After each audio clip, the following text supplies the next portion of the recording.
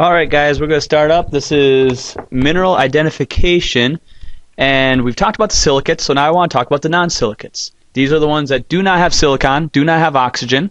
They only make up about 4% of the Earth's crust. They're usually much rarer, and also because of that, you have a lot that are worth a lot more money. So you have your diamonds, your gold, your silver.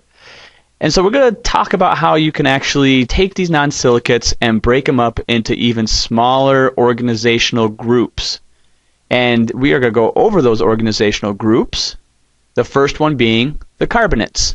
Carbonates such as calcite, you see a good picture to the right, just like the one we have in class, have CO3, which is called a carbonate, in it. So if you have a metal, a calcium for this example over here, you have calcium right here, and CO3 at the end, it is a carbonate.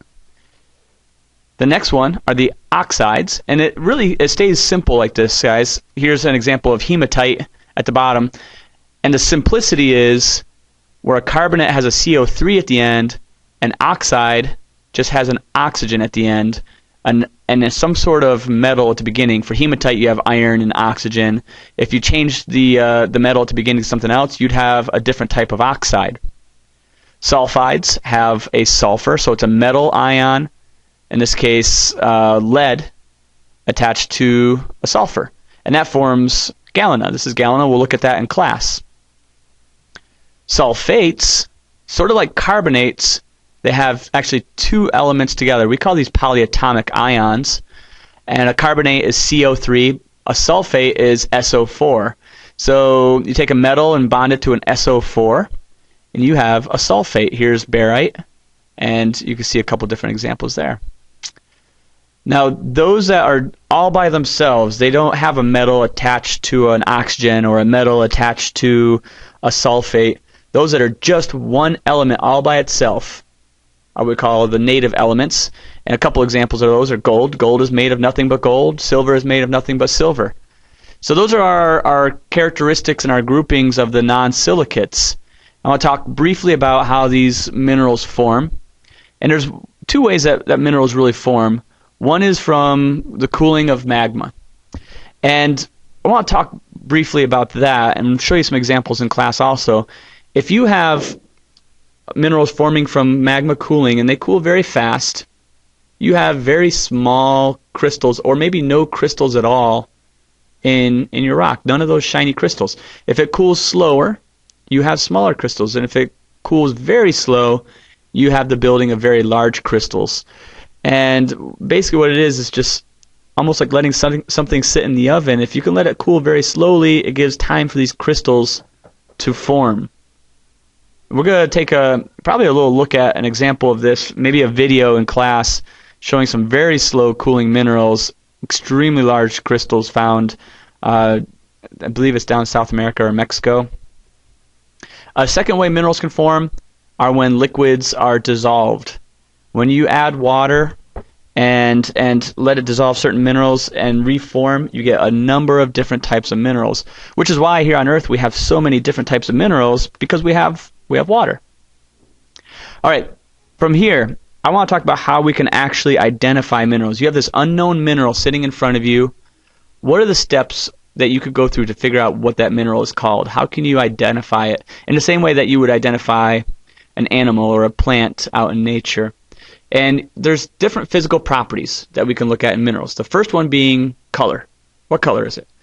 This is a good way to get started, but I want you to understand that this is a bit misleading as well, because you can have similar minerals with multiple colors, but nonetheless, it's one of the things that we can begin our search through the mineral books to figure out the name of a certain mineral we may have. Another physical property is luster, or the reflection of that mineral. And we have two main categories. There's those with metallic luster and those with a non-metallic. And underneath the non-metallic, we usually break that up into even finer detail. You know, if it has a metallic luster, it's pretty obvious. It's pretty straightforward. But if it's not metallic, it could be a number of things. It could be glassy. It could be waxy, kind of non-metallic luster to it. It could be a very earthy, dull. And there's actually a number of words specific words that we use for identifying nonmetallics that we will also talk about in class as we go through a lab where we have to identify an unknown mineral. Another physical property, streak. These little, over to the right here, these little white plates are actually unglazed porcelain. It's like the tiles you'd have on your bathroom floor, but without the paint and the glazing on it. And what you could do is you could take your mineral sample and streak it, scratch it across that surface, and it will leave a specific color. And that color, that streak color, can help you identify what type of mineral you have. So, for example, if you took pyrite and gold, pyrite is fool's gold and real gold, and you streak them, they will both produce entirely different colors, which is a very simple way to tell the difference between real gold and fool's gold. So let me show you something here really quickly with quartz. We have many different types of quartz. Here's a pure, very clear quartz, but sometimes there's a lot of impurities in quartz. This is purple amethyst. It's a quartz with different atoms in it that give it that distinct color. You have a smoky quartz with a black color. We can have green quartz. There's a number of different types of colors to quartz, but they're all still quartz. This is where color can be misleading. But when you streak these across a streak plate, they're all going to streak white. Quartz streaks white. So it's another way you can do this process of elimination, going through all the different minerals to figure out which ones streak white, which ones do this, which ones do that, until you narrow it down to one specific type of mineral. Another physical property is what we refer to as hardness. Hardness is essentially how hard the mineral is, how easily it is to scratch, and we do this system called Mohs hardness scale. It goes from 1 to 10, 10 being the hardest. An example of that would be a diamond, and 1 being the softest. A great example that we'll look at in class is talc, or also known as soapstone, where you can scratch your fingernail right into it, no problem.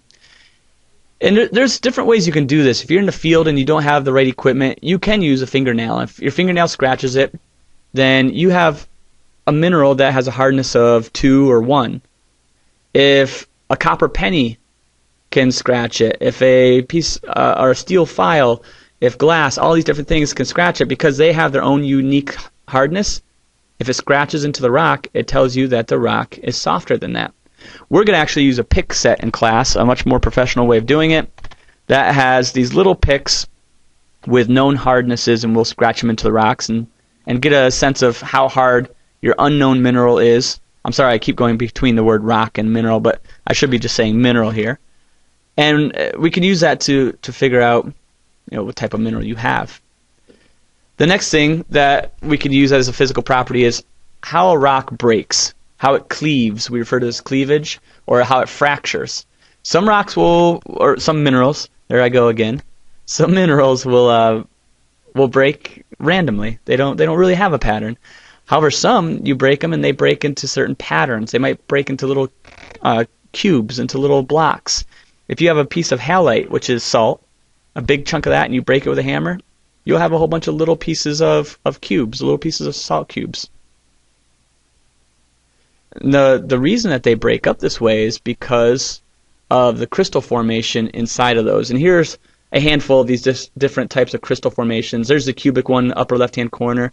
We're going to look at, like I told you earlier, we're going to look at some galena in class, a very metallic luster, and it fractures in little blocks. It's very cubical. And you'll see most of these in class in our examples. The one in the lower right-hand corner you've already had a chance to look at. That basal type of cleavage is what you see with the muscovite or the mica that we played with in class for a little bit. Some other properties we can use. A very important one that we're going to do in class is specific gravity, which for all intensive purposes is the density of a mineral. You could take a 5-pound piece of gold, it'll have the exact same density as a 1-ounce piece of gold. Density doesn't change with the size. And so we know what gold's specific gravity or density is, and we can compare it to unknown samples. We can look at other less common ones, like is the mineral magnetic? If it is, it may be magnetite. It kind of limits it down really quickly. Is it able to bend light? we'll look at samples of calcite. When you put it over writing on your book, it'll actually bend the light so it creates double refraction is what we call it, where your one line of writing will become two lines. Does it react with hydrochloric acid? If you put a little hydrochloric acid on there, will it bubble? And if it does, that tells us some very important characteristics about that mineral. And we can also talk about the smell and taste. We're not going to be tasting any in class. However, you might get a piece of sulfur in front of you, a mineral sulfur, and it'll be a very distinct smell to it. So this is where we're going to end right now. And we're going to have a few things we're doing in class with identifying minerals, hopefully before our break here and maybe when we come back. All right, see you guys.